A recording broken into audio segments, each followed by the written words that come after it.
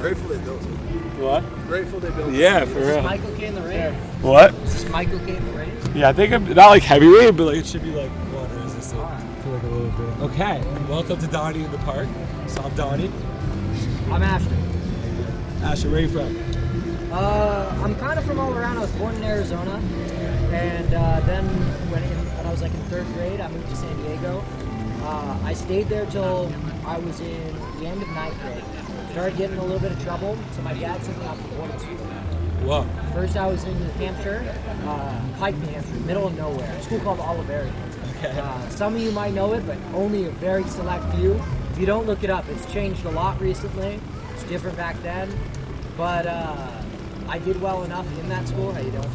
I did well enough. How's it going to boarding school? So, the first boarding school was meant for kids that had gotten in trouble, or that didn't fit into society. And, I was just getting in a lot of trouble. I really liked it because it was very middle of nowhere. When you got in trouble, all you had to do was chop wood. You could smoke cigarettes whenever you wanted. And the teachers would come up to you, they'd say, put it out. But you didn't really have to listen. You wouldn't get in trouble. However, if you were smoking weed, because there was a lot of mental issues there, and I guess we could cause psychosis for a lot of these people. Like schizophrenia. Schizophrenia, yeah, exactly. They were much harder on that. I liked it and I didn't like it. I didn't like a lot of the students there, but I did like a lot of them as well. Yeah. And I didn't like a lot about how it was run, but I liked a lot about the people, some of the people that were running it that didn't have so much power, but like the teachers and stuff. Small class sizes, very smart people. I did really well there, and I wanted to come back home because I thought I'd, show my dad, okay, I can get good grades, I can not do drugs, whatever. He didn't let me come home. He said, okay, you should go to a traditional boarding school if you want a better environment. And I thought about it for a bit, and I was like, I might as well go and have the experience. So I interviewed at a couple, and I got into this one school called Tilton School. Tilton School, completely traditional, in this town that had been created in 1845, also in New Hampshire. And Also middle of nowhere? No, this was a little bit still kind of middle of nowhere, but the town was created first, so, there was restaurants around and stuff, but it wasn't like a big city or anything. And, so many people, that's great. I did well there academically and sports-wise, but one day my friend asked me if he wanted to box, and I was like really into martial arts at the time. I boxed him, he had some bruises on his arm, so he went to the nurse. None of it was in bad blood or anything. Was friends with the guy still. Well, I haven't talked to the guy in a while, but his name was Henry. We never had bad blood. Went to the nurse was like, what happened? He's like, oh, me and Ashton boxed. I was like, what? Because this is a big no-no in a boarding school. You can't have any physical contact whatsoever. And so I got kicked out of the school. Got into another traditional boarding school. He was pissed. But luckily enough, I got into another traditional boarding school in Connecticut, Washington, Connecticut, called the Gunnery. And they brought me in on a 1-strike policy instead of a 2-strike policy. Or no, 0 strikes, I guess. So if I fucked up, I was out, right? Okay. And they caught me with a bunch of vapes and stuff. My roommate would sell them, and nobody would pay him. So I told him I would enforce his payments, right? If he did my history homework. And so he did, and I went to all these hockey kids, which are supposed to be the toughest kids around, right? But this is a traditional boarding school. They're all scared. So I'm just like, you're gonna pay Ethan now, you know what I mean? And they would. And then the kids would come to me. I'm like, I was addicted to Nick. I still am. But they would bring their vapes to me, and I would rewire them and charge them up by breaking open wires and stuff, right? You're good at those type of things? It's so easy. It's so simple. I'm not even good at it. But they would get one more hit, and I would just keep the vape, right? So they found all these vapes in my drawer. It was fucked, but yeah, I guess I got kicked out of there. Went back to the tradition or the alternative boarding school in the middle of nowhere, Pike, New Hampshire, and I got kicked out of there pretty quick because I ordered a shitload of vapes and carts, and one girl wanted alcohol. All the vapes and carts were for me. The alcohol wasn't for me, but I let her handle the deal because I'm like, all right, if I delegate it, I won't get in trouble. Did not work out that way. She didn't snitch. She got super drunk and they got caught. I kept trying to take the alcohol away from her. I felt bad because it was hers, you know what I mean? But end of the night, I went home. she went back to, or I went back to my dorm, she went back to her dorm, and we ended up getting in trouble. But this is gonna stretch out a really long time if I talk about all the stories. No, but yeah, that was my high school experience. I ended up, going to Colorado State, and I dropped out of there. Okay. Yeah. So when you're going through all these things, like a lot of trials and tribulations, are there times now where you've kind of lost hope, I was feeling hopeless? Yeah, definitely. I more feel guilty because my dad really wanted me to, succeed in school.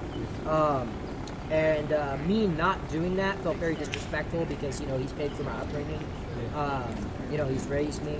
And so loss of hope is not necessarily hope for the future, but hope within myself to sort of pay that respect to him.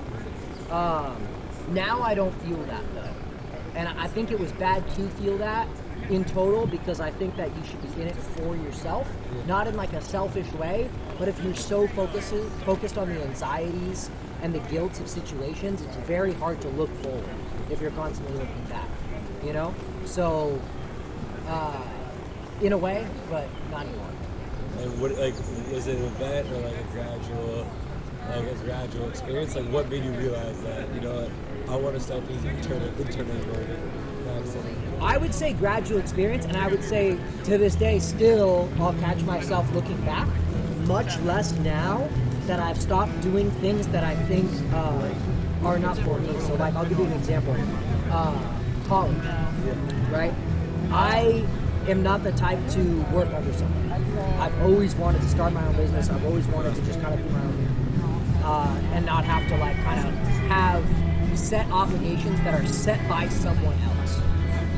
I want to be able to set those obligations. And even if that means setting obligations to be set by someone else, that's okay too.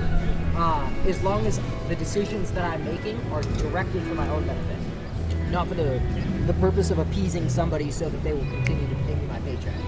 So that's why I dropped out of college, because the thing is, the education that these professors are giving you is information that is already out there for free.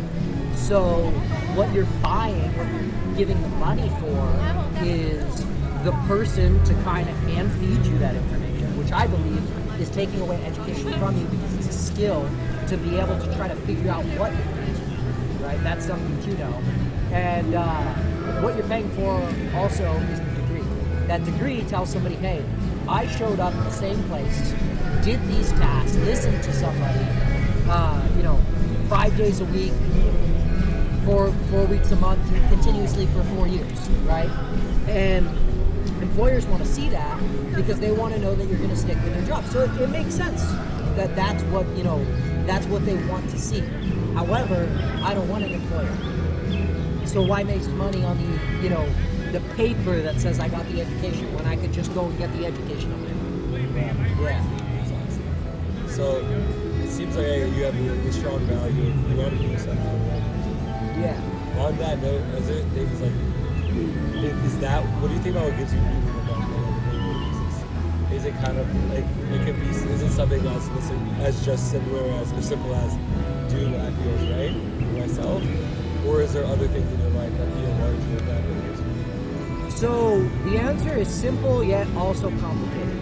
You said that you wanted to study philosophy, and I really do like philosophy. Yeah. And if you really think about meaning, there is no inherent meaning to anything. Meaning is something that we give to things. We give things meaning. We claim that there is meaning. If we believe that there is meaning, there is meaning. I believe that the point of life, or rather the main goal of human life anyways, is happiness. Now, we have so many different routes to that. My friend over here, Keezy, he does jiu-jitsu.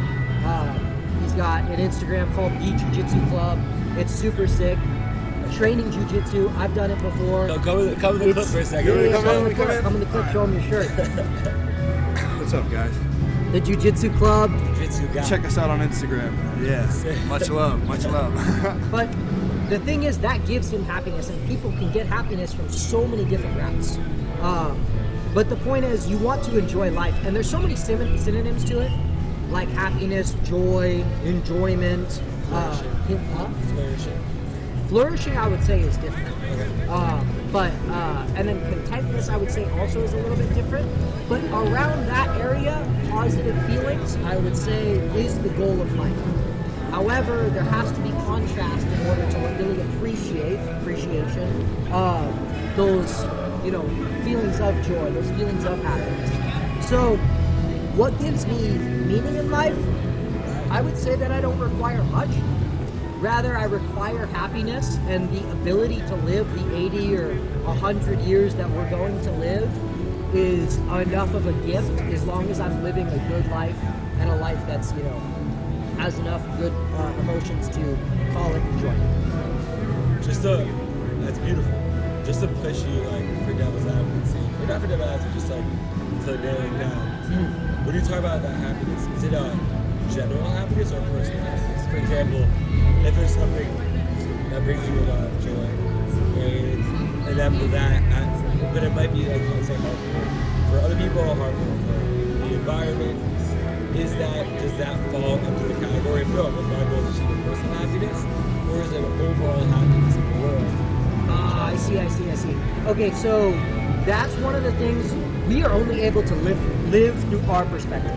We can try to live through others, but it's impossible to exactly feel how somebody else is feeling, to understand the exact situation that somebody else does. So many people gain happiness from giving others happiness, right?